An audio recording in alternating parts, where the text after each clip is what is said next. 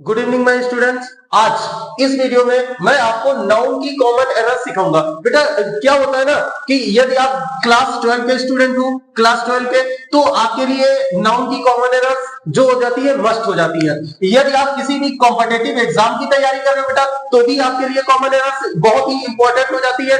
और नाउन से अधिकतर मैक्सिमम जो कॉमन एरर्स पूछी जाती है वो आपके या तो बेटा आर्टिकल वाले पार्ट से पूछी जाएगी, आर्टिकल से एक कॉमन एरर जरूर आती है, और उसके बाद में जो आपका नाउन टॉपिक है इससे भी कॉमन एरर जरूर आती है। तो आप क्या करो, अगर देखो नए आए हो ना तो इस चैनल को सब्सक्राइब करो और एक एक कॉमन एरर को अच्छे से समझने का प्रयास करना, और इसको कॉपी कलम लेकर नोट भी कर लेना, क्योंकि हो सकता है कोई ना कोई ये सेंटेंस आपके एग्जाम में आ जाए। क्योंकि ये जो बेटा 11 सेंटेंस लिखे हैं ना, ये हर वर्ष मतलब प्रत्येक वर्ष को कभी ना कभी किसी ना किसी सेट पेपर में जरूर आते हैं। तो सीखने का प्रयास करो बहुत अच्छे से। हाँ, एक बात और बता दूं, यदि आपने नाउन नहीं सीखा है तो बेटा मैंने एक नाउन का वीडियो बनाया है, उसपे मैंने नाउन सिखाया है डिटेल में, आप उसको भी देखना। और पहले ये देखो, इसमें जो आपके डाउट्स हो उससे क्लियर करना, क्योंकि उसमें मैंने नाउन का बेसिक कॉन्सेप्ट सिखाया है। इसमें मैं आपको नाउन की कॉमन एरर सिखाने जा रहा हूं। क्लियर? तो समझने का बहुत अच्छे से प्रयास करें।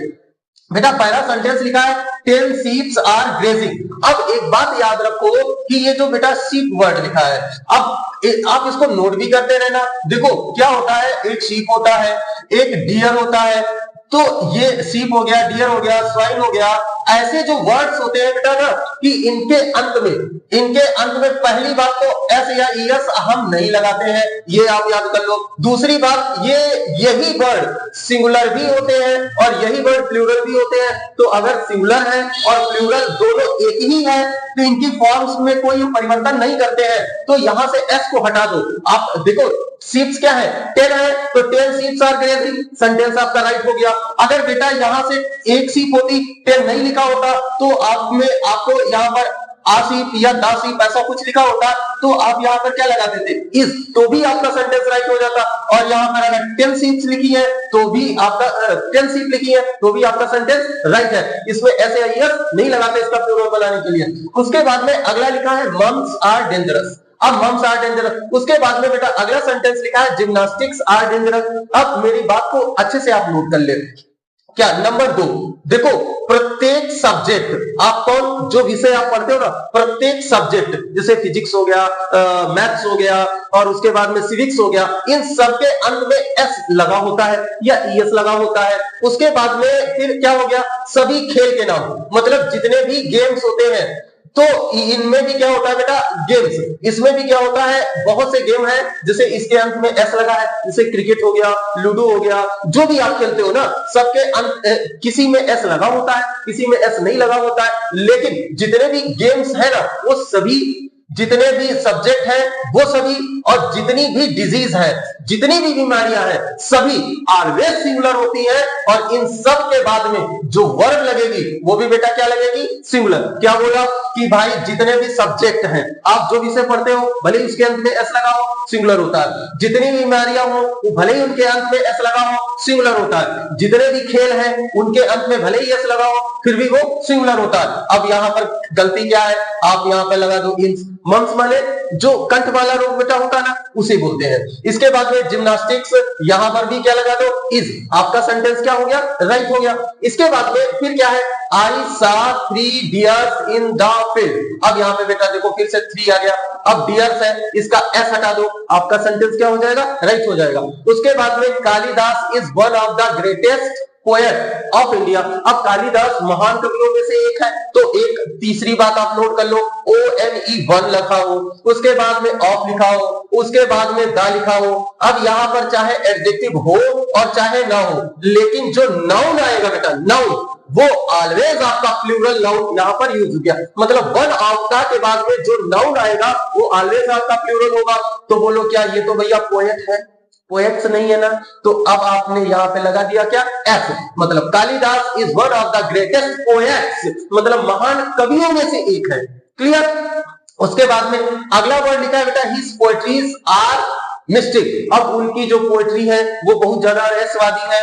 अब बेटा पोएट्री क्या होता है, पोएट्री, अब देखो एक अच्छी बात बताने जा रहा हूं, तो यहाँ पर आर गायब हो गया। तो पोएट्री जो होता है वर्ड, पोएट्री नाम का, अब बेटा पोएट्री जो वर्ड होता है वो आपका एक एब्स्ट्रैक्ट नाउन होता है। क्यों? क्योंकि पोएट्री को आप देख नहीं सकते। पोएट्री का मतलब क्या होता है? काव्य। क्या होता है बेटा? काव्य। और काव्य को आप नहीं देख सकते। क्लियर? समझ गए ना? तो काव्य नहीं, जो पुस्तक होती है जिसमें जो पोएट्री काव्य खंड होता है ना, उसको आप देख सकते हो, लेकिन काव्य को नहीं। तो पहली बात तो ये क्या है? एब्स्ट्रैक्ट नाउन है, और किसी भी एब्स्ट्रैक्ट नाउन में आप एस या ईएस नहीं लगा सकते।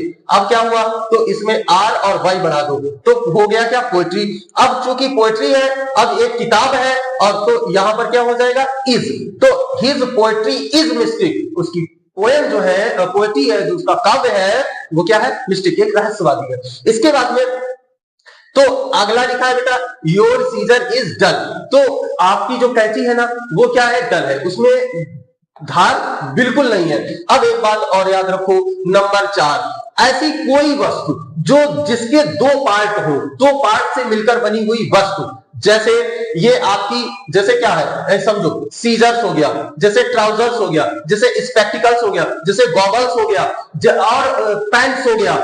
इसमें क्या होता है? ऑलवेज हम एस जरूर लगाते हैं। इनके अंत में क्या होता है बेटा? एस जरूर लगाया जाता, और ये कभी सिंगुलर नहीं होते, ये ऑलवेज आपके क्या होते हैं? प्लूरल होते हैं। तो हिज सीजर्स आर डल। अब उसकी कैंची में धार नहीं है। समझ गए ना?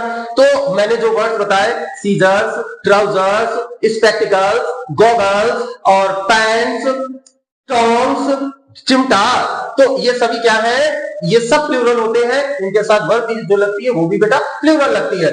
तो अगला है he needs a pair of, देखो फिर से वही गलती आ गई। अब यहाँ पे क्या करना है? स्पेक्टिकल का स्पेक्टिकल्स कर दो, उसे एक पेयर स्पेक्टिकल्स चाहिए। क्लियर? उसके बाद में all the furniture in my room are broken. अब बेटा क्या है कि भाई फर्नीचर हो गया, सीनरी हो गया, मशीनरी हो गया। तो ऐसे जो वर्ड्स होते हैं, ये कभी भी इनके अंत में एस का यूज नहीं किया जाता। जैसे पोएट्री भी हो गया, इसके भी अंत में एस का यूज नहीं करते हैं, ये होते हैं सिंगुलर, और अपने साथ वर्ब भी हमेशा क्या लेते हैं बेटा? सिंगुलर। तो all furniture in my room, मेरे कमरे का जो फर्नीचर है वो क्या है? ब्रोकन मतलब टूट गया। क्लियर? उसके बाद में the poet and writer are coming here. जो पोएट और राइटर जो है वो यहां आ रहे हैं। अब एक बात अच्छे से और याद कर लो, ये हो गया आपका 5वां। क्या होता है? यहाँ पे एक नाउन लगाया, और फिर हमने एक एंड लगाया, और फिर से हमने नाउन लगा दिया। अब देखो अच्छा साफ साफ देखो, यहाँ पर एक नाउन लगा, और फिर हमने क्या लगाया? एंड, और फिर से एक यहाँ पे नाउन लग गया। अब बेटा अगर यहां पहले वाले नाउन के साथ आर्टिकल, देखो आर्टिकल लिखे दे रहे हैं, क्योंकि ए भी लग सकता है, एन भी लग सकता है, दा भी लग सकता है, ये भी आप याद रखते हैं। तो अगर पहले वाले नाउन के साथ आर्टिकल का यूज किया गया है, तो यहां पर जो वर्ब लगेगी बेटा वो क्या लगेगी? आपकी सिंगुलर। यदि एक के साथ आर्टिकल है तो वर्ब लगेगी सिंगुलर, और यदि दोनों के साथ आर्टिकल का यूज किया गया है तो यहां पर वर्ब लगेगी आपकी क्या? प्लूरल। मतलब दोनों के साथ, इसका मतलब हो जाएगा यहां पर ये वाला नाउन, ये वाला नाउन दोनों अलग अलग व्यक्ति है। क्लियर? और एक के साथ आर्टिकल लगा है, मतलब ये वाला नाउन और ये वाला नाउन दोनों क्या है? एक ही व्यक्ति है। तो यहां पर देखो जैसे लिखा है द पोएट एंड राइटर, इसका मतलब ये दोनों व्यक्ति एक है। अगर हम यहां पर दा लगा दें इसके साथ भी, राइटर के साथ भी, मतलब पोएट दूसरा है, राइटर दूसरा है, तो आर आपका सही हो जाएगा। लेकिन चूंकि यहाँ पे दा नहीं लगा है, तो अब हमें यहाँ पे क्या लगाना है? इज लगाना है, तो आपका सेंटेंस राइट हो जाएगा। तो आप यहाँ से इसको गायब कर दो, तो अब आपका सेंटेंस बिल्कुल राइट है। क्लियर? अब उसके बाद में अगला है I gave her a 10 rupees note. अब देखो बच्चा क्या होता है, जब कोई भी नाउन एक कंपाउंड नाउन की तरह, मतलब एक, जब किसी कोई नाउन है ना, ये रुपीस क्या है? एक नाउन है, और ये कंपाउंड वर्ड की तरह यूज हो रहा है। कंपाउंड वर्ड मतलब ये एक चीज दिखा रहा, क्या एक चीज दिखा रहा है कि नोट है, 10 रुपए है, नो डाउट, लेकिन नोट कितना है बोलो बेटा? एक है ना। तो एक नोट है, चाहे यहाँ पर 1000 का हो, चाहे 10,000 का हो, चाहे 1 लाख का हो, चाहे 2 का हो, आपको इसके साथ एस का यूज नहीं करना है। जैसे 3 माइल्स रेस, अब माइल्स है, माइल्स के साथ एस नहीं लगाएंगे। आ 3 माइल रेस, आ 5 रुपी नोट। क्लियर? तो अगर आ लगा है और उसके बाद में कोई भी न्यूमरल वर्ड आया है, आ लगा है, न्यूमरल वर्ड आया, तो यहां पे जो नाउन आएगा उसमें हम एस नहीं लगाएंगे। अब ये बात आप इसको नोट कर लेना। क्लियर? क्यों? क्योंकि देखो बेटा, ये सारे जो गेरा के गेरा सेंटेंस लिखे हैं ना, ये आपका, चाहे आप यूपी बोर्ड के हो और चाहे आप हो किसी भी कॉम्पिटिटिव एग्जाम की तैयारी कर रहे हो, आपके लिए ये सभी बातें बहुत इंपॉर्टेंट है। क्लियर?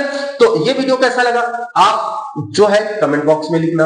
आपको इसमें कोई चीज समझ में ना आई हो या कुछ इसमें गलती रह गई हो तो वो भी आप कमेंट बॉक्स में लिखना। क्लियर? तो फिर मिलते हैं अगले वीडियो में आप लोगों के लिए कुछ अच्छा लेकर के। तो ये वीडियो देखने के लिए आपका बहुत बहुत धन्यवाद।